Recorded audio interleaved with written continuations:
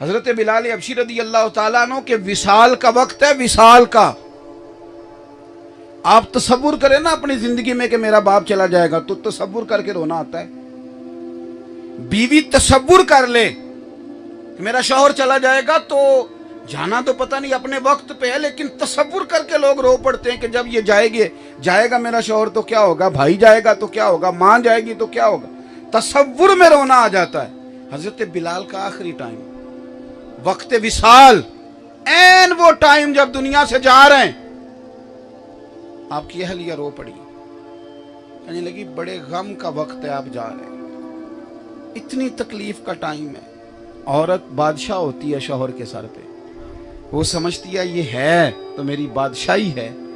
حضرت بلال کی اہلیہ رو کے کہنے لگی بڑے غم کا مقام میں جا رہے ہو۔ حضرت بلال آخری وقت ہے، شدید علالت ہے، ظاہراً کمزوری ہے، آنکھیں کھول کے کہنے لگے غم کا نہیں، یہ خوشی کا وقت ہے، میں قبر میں جاؤں گا تو مدینے والے سے ملاقات کروں گا۔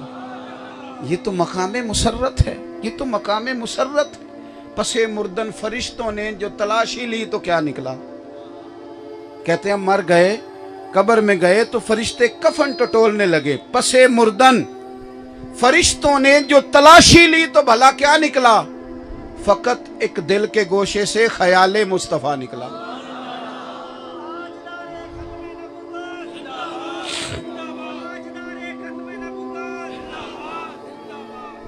تو نبی پاک سے پیار کریں تو اس کے عملی تقاضے، روز سویرے ایک نعت سنیں گے انشاءاللہ تعالی۔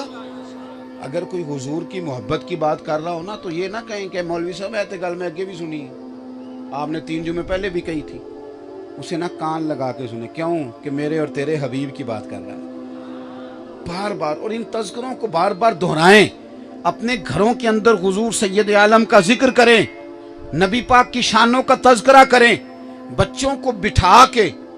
اب نہیں آپ بچوں کو روک سکتے موبائل سے، تو روک نہیں سکتے تو نعت تو لگا کے دے سکتے ہو کہ نہیں؟ وہ نہیں سمجھ آئیے آپ کو میری بات؟ اور بھائی یہ والا کام تو ہو سکتا ہے کہ نہیں کہ پتر یہ نعت بھی سن، یہ بھی ایک طریقہ ہے۔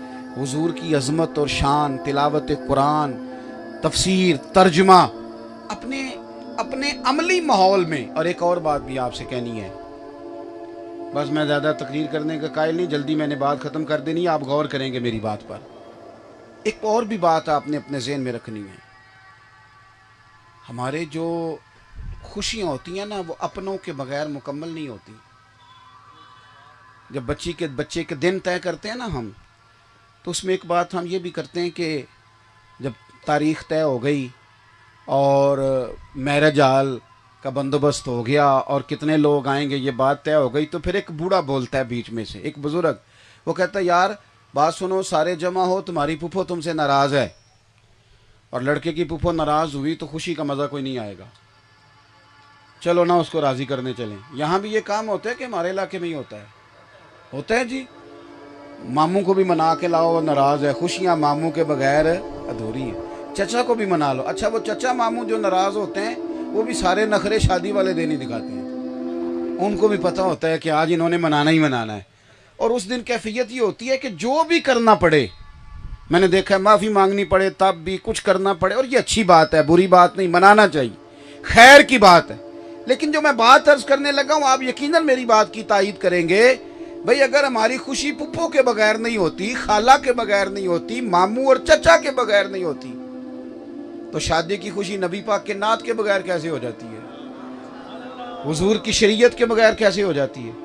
اللہ کرے نا کہ شادی میں سے ایک بڑا بوڑھا بولے اور بول کر یہ بھی کہے کہ پتر دیکھو چاچا، ماموں، خالہ، پھپھو، ٹھیک ہے جی ٹھیک ہے، اللہ آپ کو خوش رکھے، ان سب کے بغیر اگر خوشی نہیں تو دیکھنا شادی میں بینڈ باجا نہیں بجانا، اللہ رسول ناراض ہو جائیں گے۔ ہم نے ان کو بھی شامل کرنا ہے، دین کو بھی شامل کرنا ہے خوشیوں میں۔ دیکھنا عورتوں کی مووی نہیں بنانی ورنہ وہ ناراض ہو جائیں گے۔ مہندی پہ مرد عورتوں کو اکٹھے نہیں بٹھانا ورنہ شریعت روٹ جائے گی۔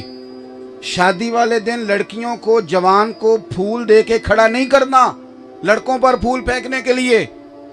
باقی جب مہمان آتے ہیں تو لڑکے پھول پھینکتے ہیں نا، تو شادی والے دن لڑکیوں کو کیوں کھڑا کرتے ہو؟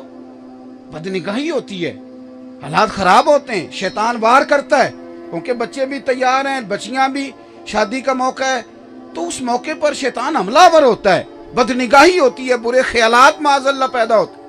تو ہمیں یہ چاہیے کہ ہم وہاں بھی دین کو لائیں, خوشیاں بھی اللہ رسول کے ساتھ کریں گے انشاءاللہ تعالی, اپنی خوشیوں میں بھی دین کو شامل کریں. اور نبی پاک علیہ السلام کی محبت کے کچھ عملی تقاضے بھی ہیں. ایک تو حضور آخری نبی ہے, اپنی زندگی میں یہ حلف نامہ دل پہ لکھ لیں کہ کائنات کے اندر سارا نظام بدل سکتا ہے, لیکن حضور کے بعد کوئی نیا نبی نہیں آ سکتا. یہ اپنے دل میں بات درج کر لیں. پتہ کیا مسئلہ ہے؟ وہ ہمارے صوفیاء ایک بات بڑی عجیب کرتے ہیں. وہ کہتے ہیں کہ کوئی آ کے اگر ایسی بات کرے بھی نا تو اس سے دلیل بھی نہیں مانگنی. امام اعظم ابو حنیفہ فرماتے ہیں معاذ اللہ کسی جھوٹے نے آ کے کہا کہ میں معاذ اللہ ثم معاذ اللہ نبی ہوں, تو جس نے کہا نا دلیل دے کوئی بڑا ظالم ہے. کیوں دلیل مانگنی کیوں ہے؟ ضرورت کیا ہے؟ ہمیں ساری دلیلیں رسول پاک نے عطا فرما دی. اس کی بات ہی نہیں سننی, دلیل کی بات تو دور رہی, ہم بات ہی نہیں سننی, اس لیے کہ وہ حضور خاتم النبیین ہیں, اس میں کوئی دوسری رائے ہو سکتی. ایک تو اچھا پھر ایک تقاضا اور بھی ہے حضور کی محبت کا. جس طرح شریعت پہ عمل کرنا ہے, آخری رسول ماننا ہے, اس طرح جب ہم کہتے ہیں نا نبی پاک آخری نبی ہیں تو ہماری کوئی ذمہ داری بھی بڑھ جاتی ہے. ہماری کوئی ذمہ داریاں بھی, کیوں کہ نبی پاک آخری نبی ہیں, حضور کے بعد نبی نہیں آئے گا. اب تبلیغ دین کا سارا کام امت نے کرنا ہے. دین کے پھیلانے کی ذمہ داری اب امت کی ہے.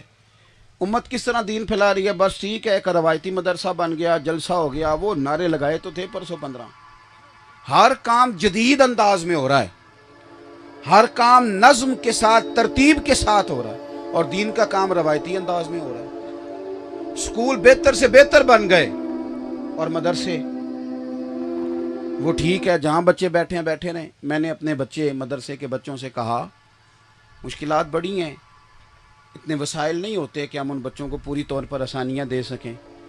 تو میں نے بچوں سے کہا کہ 15 دن کے بعد نا ان کو برگر کھلایا کرو. بچوں کو ناراض ہو گیا ہو. میں نے کہا 15 دن کے بعد نا کبھی کبھی تکے کا بندوبست بھی کرو ان کے لیے, ان کو پیزا بھی کھلاؤ. ساری دنیا کے بچے کھاتے ہیں, کہتے ہیں مولوی درویش ہوں, انہوں نے تو نہیں نہ کھانا چاہیے. کمال ہو گئی ہے بھائی. وہی بچہ جب اپنے گھر جاتا ہے اور اپنے بھائی کو سارے کام کرتے دیکھتا ہے تو وہ پریشان ہو جاتا ہے. وہ کہتے ہیں ہم پہ کیا جبر ہے جی. تو یہاں تو باقی بھی لوگ درویشی کریں نا سارے, اور یہ بند کرائیں. او خدا کے بندو, ان کو بھی اچھی جگہ بٹھاؤ, اچھا لباس پہناؤ, ان کو سوسائٹی کا ایک معزز آدمی سمجھو, اخلاقی سپورٹ کرو. اس لیے کہ مدرسے کو سپورٹ کرنے کا مطلب دین کو سپورٹ کرنا.